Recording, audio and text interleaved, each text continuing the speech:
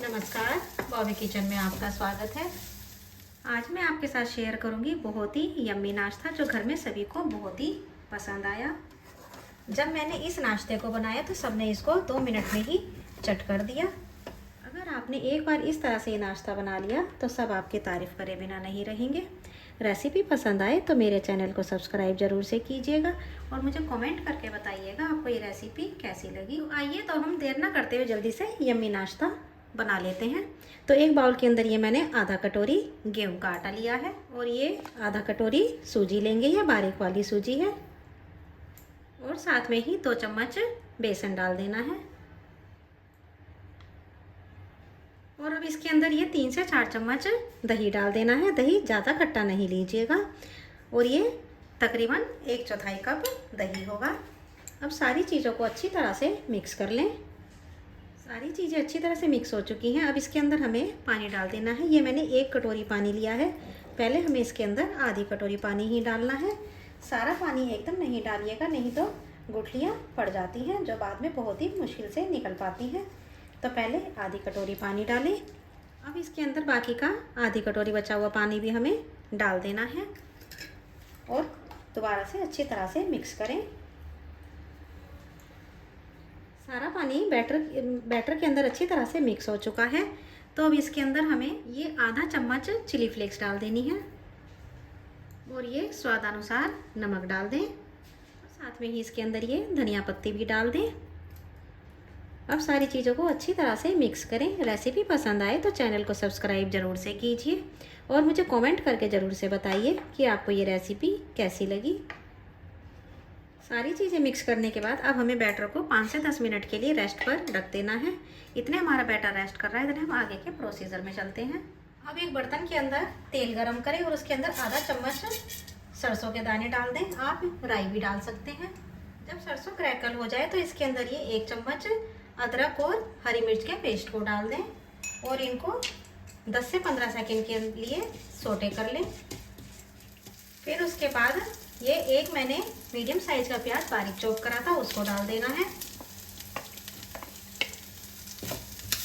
प्याज को हमें अच्छी तरह से इसके साथ मिक्स कर लेना है। इसको ज़्यादा गोल्डन कलर का नहीं कीजिएगा, बस ट्रांसपेरेंट तक होने तक ही इसको फ्राई करना है। प्याज का कलर पिंक हो चुका है तो अब इसके अंदर हम ये गाजर को कद्दूकस करके डाल देंगे और साथ में ही शिमला मिर्च को भी बारीक बारीक काट के डाल देंगे।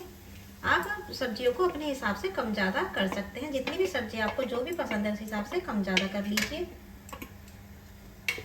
अब अच्छी तरह से मिक्स कर लेना है।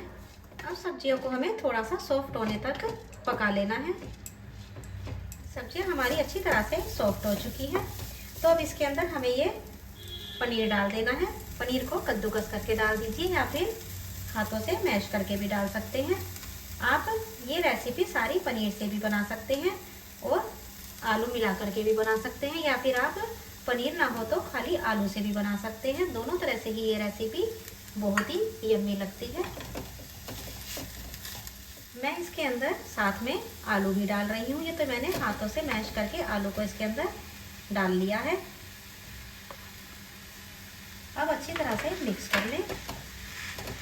अब इसके अंदर कुछ मसाले मिला लेते हैं। ये आधा चम्मच हल्दी पाउडर डाल दें और ये 1/4 चम्मच लाल मिर्च डाल दें। ये रेगुलर वाली लाल मिर्च है।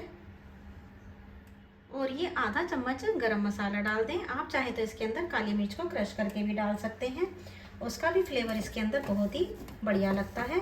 अब अच्छी तरह से सारे मसालों को आलू और मिक्सचर के साथ अच्छी तरह से मिक्स करके हमें भून लेना है। जब तक पनीर का पानी नहीं सूख जाता तब तक हमें मसाला भून के तैयार कर लेना है। आप चाहे तो इसके अंदर आमचूर पाउडर डाल सकते हैं, चाट मसाला डाल सकते हैं, उससे यह और भी ज़्यादा चटपटा बन के तैयार हो जाएगा। तो मैं इसके अंदर ये आधा चम्मच आमचूर पाउडर डाल रही हूँ। आप इसके अंदर टमाटर को भी काट के डाल सकते हैं, पर टमाटर के इसके अंदर बीज नहीं डालिएगा। अब अच्छी तरह से एक चटपटी सी फिलिंग तैयार कर लेते हैं। तो मैंने सारा मसाला अच्छी तरह से भून लिया है।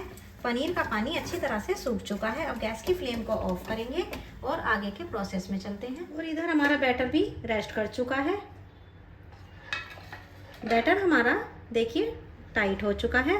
तो अब इसके अंदर हमें और पानी डाल देना है। अब इसके अंदर हम थोड़ा थोड़ा करते हुए पानी डाल देंगे।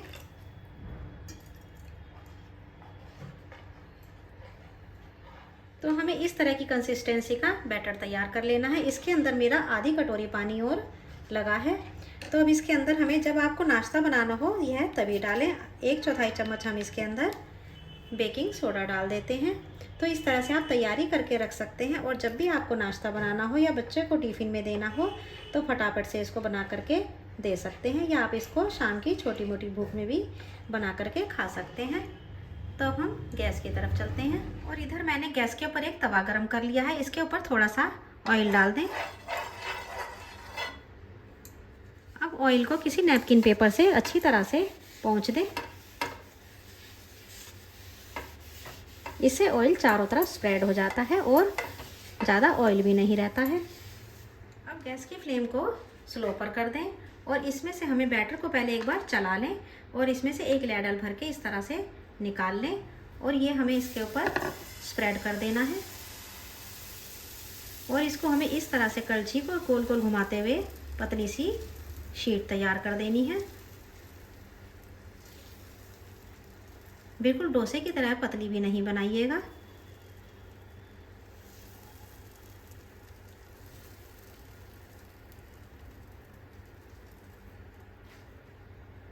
अब गैस की फ्लेम को मीडियम कर दें। तब आप देख सकते हैं कि शीट का कलर ऊपर से ड्राई हो चुका है। तो अब इसको हमें हल्के हाथों से हटाते हुए, इसको हटाने में आपको कोई भी परेशानी नहीं आएगी, आराम से हट जाती है। और इसको हमें पलट देना है। हमें दूसरी साइड से कम ही सेकना है। एक साइड से हमें थोड़ा सा ज़्यादा सेकना है और दूसरी साइड से कम सेकना है।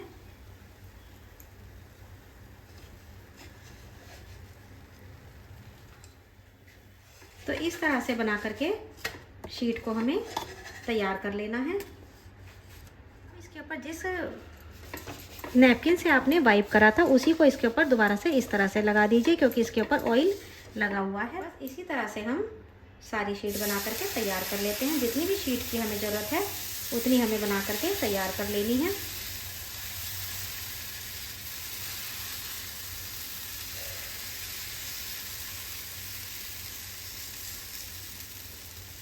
शीट ज़्यादा मोटी नहीं बनाइएगा और बिल्कुल डोसे जैसी पतली भी नहीं बनाइएगा।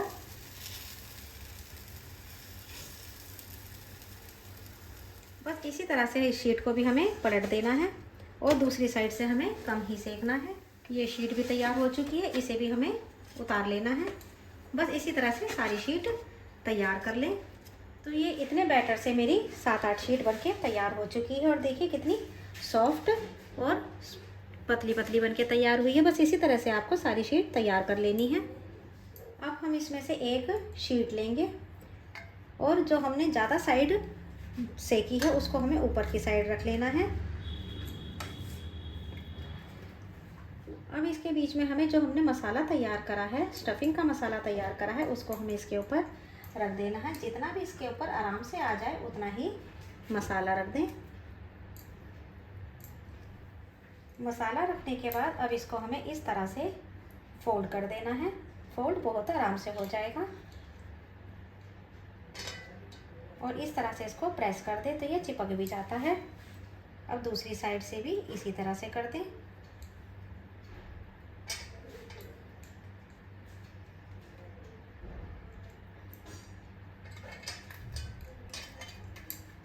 तो इस तरह से सारे पैकेट बना करके हमें रख लेने हैं। तो अब ये मैंने इस तरह से नाश्तों को बना करके तैयार कर लिया है। तो आइए अब हमें गैस की तरफ चलना होगा। तवे को दोबारा से गरम कर लें और इसके ऊपर ऑयल डाल दें। अब इस तरह से एक एक करके नाश्ते को इसके ऊपर लगा दें। तो इस तरह से एक बार में आप कई सारे नाश्ते बना करके तैयार कर सकते हैं।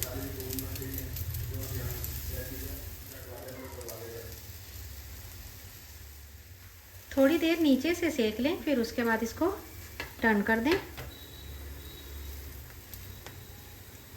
बस इसी तरह से हमें सारे नाश्ते को टर्न कर देना है।